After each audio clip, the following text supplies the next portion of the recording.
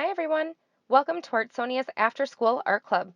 Today we have a fun art project from Jane Tenbrook, an art teacher from Michigan. Hope you enjoy the video and don't forget to have your artwork uploaded to your Artsonia gallery. Hello, my name is Jane Tenbrook and I'm an elementary art teacher in the Van Buren Public School District in Belleville, Michigan. And today I am going to show you how to make your own clay sculpture. We're going to be making a fish, specifically a pout fish. Now, if you've not heard of a pout fish, then you need to get to the library and check out one of Deborah Deason's awesome books about our favorite character, Pout fish. He's got a great big mouth. He's got two bulging eyes, a swishy tail, and really cool stripes and polka dots and cool little fins. And he's fun to draw, to paint, and especially to sculpt. Now, for this project, you're going to need paint. Any kind of will do. I have a rainbow assortment of acrylic paints that I'm going to use. Paint brushes, maybe some skinny ones, maybe some wider ones, depending on the detail you want to paint. Some water to clean your brushes. Paper towel to clean up any spills. A Sharpie marker to sign your sculpture when you're done. And of course, some air dry clay. Now I'm going to be using Crayola's Model Magic. It's just easy to find and easy to work with, but you could use any kind of air dry clay. You can even probably pop online and find a recipe for your own Play-Doh or salt dough. Now, one other thing you're going to want at the end of this project when your sculpture is done and it is painted and dry is something to seal it. And this is where I want you to get grown-up help. You could use Mod Podge or another gloss medium. It's clear. Paint over the whole thing, make it shiny. Or if you have an adult supervise you, you could use clear spray paint. Either one will seal up your sculpture so it'll last and make it look really super shiny. Here's my pout fish. Did you see him down there? I chose the red, yellow, and blue, the primary colors for my fish, and I just love him. He's pretty cool, isn't he? See how shiny he is? Let's get our stuff together and make our own.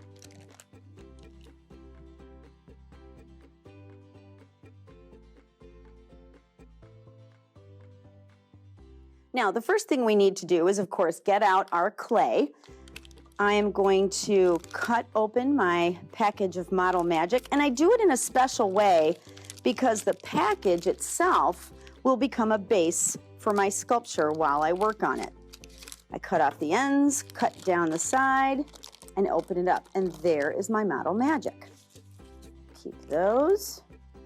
Now, the first thing I want to do is squish it all up, get it soft and workable, and I'm going to begin by making sure I save 2 balls of clay for those bulging eyeballs. So I'm going to pick off one piece, about that big ought to do it, put it in the palm of my hand, and then roll my hands in opposite directions to make a little ball. One eyeball. We'll just park that right. Get over there and stay, Mr. Eyeball.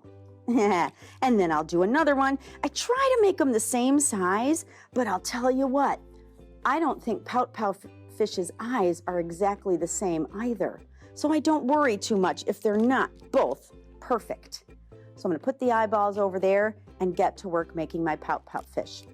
One of the things about pout fish, the way he got his name, was because of his great, big, pouty mouth. So we're going to start by making a rough ball with our clay and putting our fingers on the bottom, our thumbs on the top, and gently pushing our thumbs in. This is what it looks like from the side. Push. And then I turn it, push, turn, push from the top. It looks like a little bowl, doesn't it?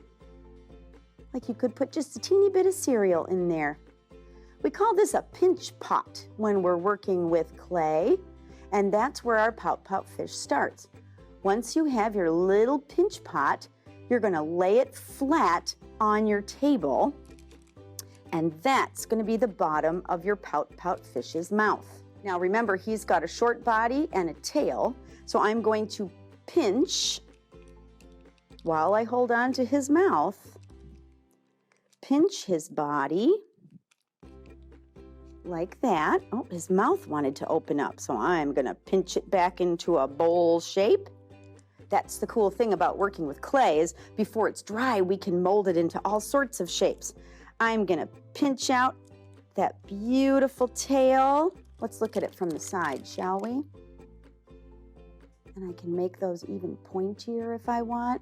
Now, one thing to remember with your clay is don't make it too flimsy because it will break off as it gets dry. Or you might bump it or drop it and that will be so fragile it will break, and we certainly don't want that. Now, from the top of his head, I'm gonna pinch a little fin going right down the top. Just like that, see those? And then on either side of his mouth, I'm gonna pinch out what I call the cheek fins. Those two fins on the side that give fish their balance, but for our Pout fish, they sort of just give him something to stand on. And boys and girls, that is really all there is to it. So I am just going to now go back, smooth out any bumps, and get my Pout fish how I want him.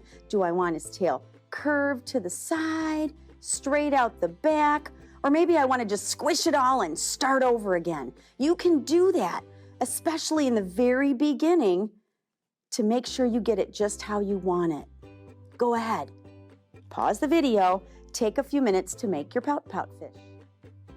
Did you get your Pout fish exactly how you want it? Awesome. Now I'm going to go back and grab those two balls that we made for eyeballs, and I'm going to stick them down on the top. Now I don't want to squish them too hard so they smush, but I also may have to make sure they're really stuck down so that when my Pout fish dries overnight, they don't fall off. So I put them on either side of that fin, make sure they're good and stuck, and then once again, last minute sculpting that I need to do. And then I am going to leave my Pout fish sit here overnight so it will dry. Then I'm going to flip it over and let the bottom dry. And when it's completely dry all the way through, then I will paint. So after your Pout fish has had some time to dry, and you'll know it's dry because it'll feel light and foamy, and it will not bend. If it does, it's going to break. It is still very fragile. Anyway, when it's all dry, it is ready to paint. So I've picked out my primary colors, red, yellow, and blue, to paint my Pout fish, but you can use whatever colors you like. I am using a little water-based paint, and I have my water here to clean my brush off in between, and I'm going to start with kind of a skinny brush because I'm going to begin by painting the inside of his mouth. What color do you think that should be? I'm going to go with some red. Put a little red on my brush, and then I am just going to paint around inside my fish's mouth. Now you might have some wrinkles or nooks and crannies, little holes where the paint doesn't want to go in. And the technique I use for that is to bounce the paint in to the cracks and crevices. See if I can find one here. Well, yep, I can see a little white spot that doesn't want to get painted. So I'm going to put my brush right over it and bounce, bounce, bounce, bounce, and fill it right in. Remember, if you leave it white, it stays white. It's not going to magically turn color while you let your paint dry. I'm just going to clean up the edges and move on to my other colors. Kind of a cool red mouth, eh? So let's decide, do I want some more red? I think we'll paint the tail red. Go back here, add some more red down here. And you can make it striped, polka dotted. You can do anything you want. You could paint it all one color. You could leave it plain white, throw some glitter on there. Anything you like with your Pout fish. You don't even have to call it a Pout fish if you don't want to. All right, and remember, when you're painting, you're going to turn your sculpture all around so you can see all the parts of it. It's not like a piece of paper where you can always see the part that you're painting. You've got to keep turning it around. Did I miss anything? Nope. All right, park it right there, Pout Pout fish. We're going to speed things up and finish this paint job.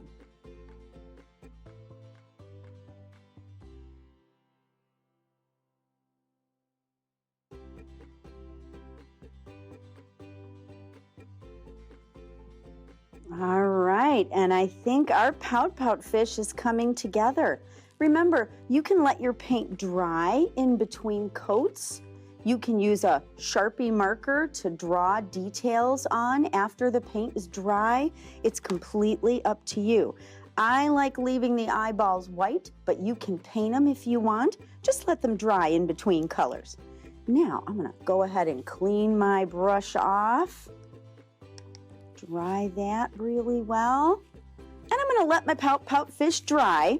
And when it's all dry, I'll give you some ideas on how to make it super shiny. So how'd your fish turn out? Pretty cool, right? Did you have fun sculpting your own fish?